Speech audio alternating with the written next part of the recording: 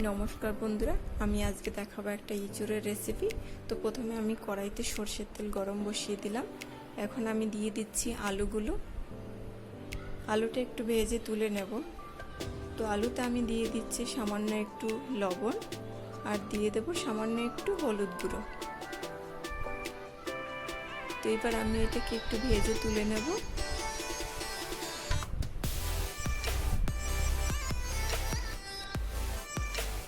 তো এখন আমি তেলের ভিতরে দিয়ে দিচ্ছি তেজপাতা, গোটা শুকনো লঙ্কা, গোটা জিরে, এলাচ, লবঙ্গ আর একটা দারচিনি। এবার আমি দিয়ে দেব পেঁয়াজ কুচিগুলো। পেঁয়াজটা একটু সামান্য ভেজে নিয়ে এর মধ্যে আমি দিয়ে দেব টমেটো কুচি। পেঁয়াজটা বেশি ভাজবো না, হালকা একটু ভেজে নেব।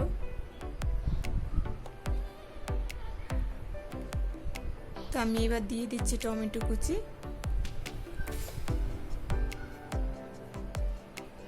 এখন আমি দিয়ে দেব স্বাদ মতো লবণ, 1 চামচ লবণ, 1 চামচ হলুদ গুঁড়ো, যতটা পরিমাণ আমার লাগবে রান্না করতে। তো এবার দিয়ে একটু নেড়ে চেড়ে নেব। ঢেকে রাখছি 5 মিনিটের মতো। এবার আমি দিয়ে দেব আদা রসুন বাটা। আদা রসুন আর কাঁচা লঙ্কা একসাথে বেটে নিয়েছিলাম, সেটা দিয়ে ভালো করে কষিয়ে নেব।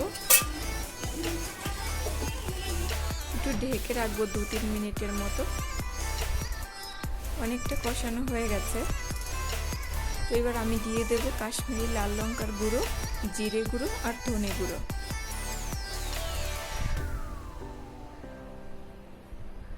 এবার আমি দিয়ে দেব সামান্য একটু চিনি, দিয়ে ভালো করে কষিয়ে নেব।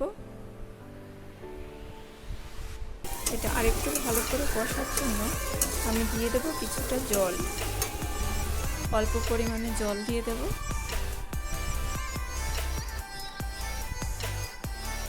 জল দিয়ে একটু ঢেকে রাখবো 2-3 মিনিটের মতো। তো মশলাটা পুরোপুরি কষানো হয়ে গেছে।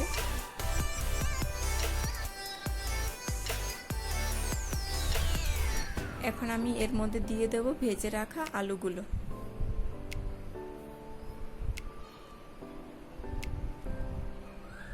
আলুগুলো দিয়ে একটু ভালো করে কষিয়ে নেব। এবার আমি দিয়ে দেব সেদ্ধ করে রাখা ইঁচড়গুলো।